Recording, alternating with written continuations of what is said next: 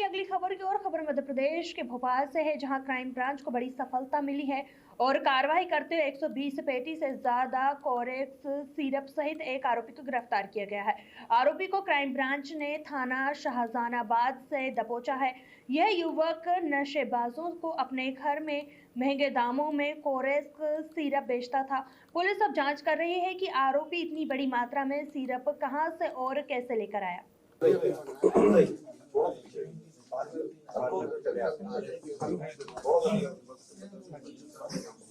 चलिए सर, मैं अपनी तरफ से बोल देता हूँ कि एक वरिष्ठ अधिकारी की तरफ से एक शिकायत प्राप्त हुई थी कि उनके खिलाफ सोशल मीडिया में कुछ पेपर कटिंग्स और एक चैट वायरल की जा रही है, जो कि प्राइमा फेसी फर्जी लग रही है और उसके संबंध में उन्होंने शिकायत की थी। क्राइम ब्रांच ने इसमें एक अपराध पंजीबद्ध करके एक इन्वेस्टिगेशन शुरू की है। जो भी ये चैट वायरल हुई है वो प्राइमा फेसी देख के लग रहा है कि जो आजकल सोशल मीडिया पे अवेलेबल ऐप्स हैं जिनके द्वारा फर्जी चैट बनाने की सुविधा दी गई है, ये उसके द्वारा ही बनाई गई है। इस चैट के सत्यापन के संबंध में कोई भी तथ्य प्राप्त नहीं हुआ है। जो अधिकारी हैं उन्होंने और जिसके संबंध में जिन महिला का नाम आया है उन्होंने भी अपनी तहरीर थाने में दी हुई है। उसके ऊपर क्राइम ब्रांच लगातार काम कर रही है और जो भी इसमें इंफॉर्मेशन मिलती है सोशल मीडिया के थ्रू या फिर किसी और सोर्स के थ्रू, उसके द्वारा अभी फिलहाल जो पहली कार्रवाई हुई थी मैहर की, सतना कटनी की, वहां तक की सप्लाई की चीजें सामने आ रही हैं।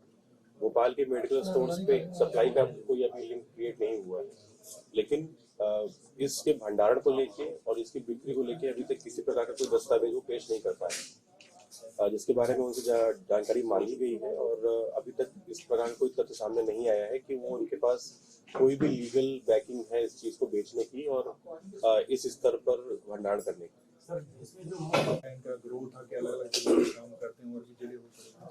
दरअसल जो ये आपका कफ सिरप है, इसका सप्लाई मैहर, कटनी और इस तरह के क्षेत्रों में ज्यादा है।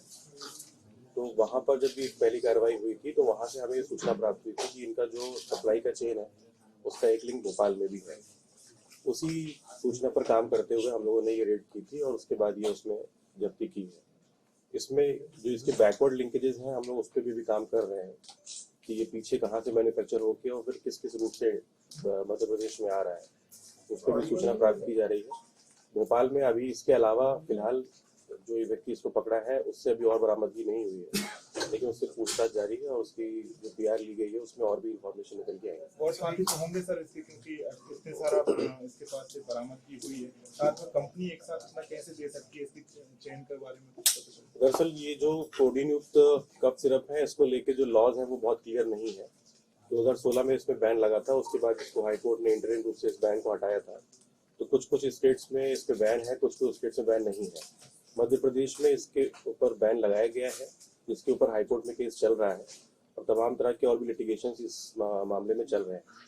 प्रोटीन वाले जो कफ सिरप हैं उनको इसलिए बैन किया गया था क्योंकि वो गट में जाके मॉर्फिन का रूप ले लेते हैं और फिर वो ऑलमोस्ट एक मॉर्फिन की तरह ही काम करते हैं, जो कि एक कंट्रोल सब्सटेंस है। इस संबंध में जो व्यक्ति है इससे पूछताछ की गई है, तो उसने अभी अपने किसी साथी का नाम नहीं बताया है। दरअसल उसका मेडिकल स्टोर का काम है, तो वो दवाइयाँ खरीदने बेचने काम करता रहता है और दवाइयों को खरीदने बेचने के लिए जो इनके ट्रांसपोर्ट की सिस्टम है वो और बाकी जो भी लॉजिस्टिक्स की सिस्टम है उनका वो प्रयोग करता था। अभी किसी और साथी का नाम सामने नहीं आया है। जो इसके बैकवर्ड लिंकेजेस हैं जिसमें ग्वालियर का एक लिंक सामने आ रहा है जहाँ से ये चीज सप्लाई होके आई है, पर जरूरी नहीं है कि वहाँ पे वो उसका भंडारण किया गया हो सकता है वो केवल ही लॉजिस्टिक सप्लाई वाला एंगल हो।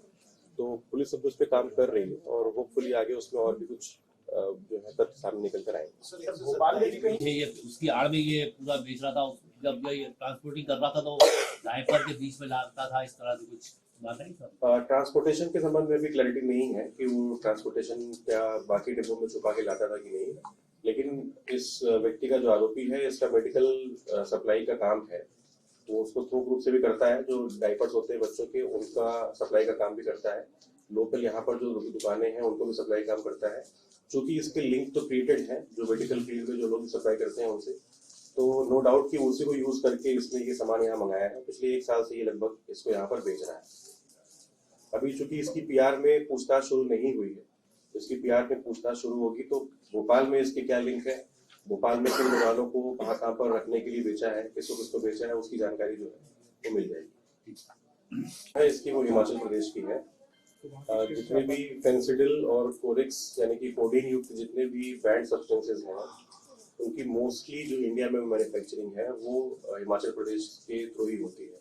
पहले भी वहाँ की पुलिस द्वारा लोकल क्षेत्रों में कार्रवाई की गई है और भोपाल में भी इसके पहले और मध्य प्रदेश के अन्य जिलों में भी इस पर कार्रवाई की गई है। फेंसिडिल तो ऑलरेडी टोटली बैंड है, जो कोडीन युक्त है उस पर कार्रवाई अलग अलग स्टेट्स में की जा रही है। और हिमाचल प्रदेश का जो लिंक क्रिएट हुआ है, नो डाउट उसको भी हम इन्वेस्टिगेशन में लेंगे और आगे देखते हैं उस पर क्या कार्रवाई करेंगे। मेडिकल स्टोर कहाँ पर है, जैसे कि आपने बताया मेडिकल स्टोर का काम इसका? दवा बाजार में शाहजहानाबाद के पास ही बता रहे हैं कि उसका एक मेडिकल स्टोर है और जहाँ पर ये व्यक्ति रहता था किराया पर, वहाँ पर उसने एक कमरा लेकर ये कोडीन का